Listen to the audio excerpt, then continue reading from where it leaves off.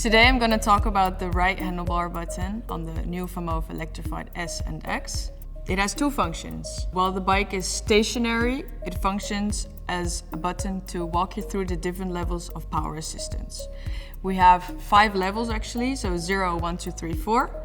And 0 gives no assistance and 4 gives the maximum power assistance. So that in this case, in the US mode, it will give you 32 kilometers of a max speed. If you put it on level 1, it will limit your speed at 16 kilometers per hour. If you put it on level 2, it will stop at 23. And in this way, it will build up until 32. Of course, you can pedal more to even reach your higher speed, but you have to do the work yourself. I'm going to show you how this looks on the bike. If you just press the button, it will walk you through the different levels.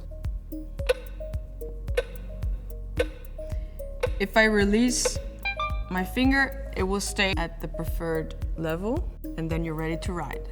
The second function of the button is while you're cycling. It is our signature turbo boost button. For example, if you want to beat the red light or if you just need some extra help riding up a hill, you can just press the button, and for the duration that you're holding it, it will give you 20% extra speed on top of your regular power assist.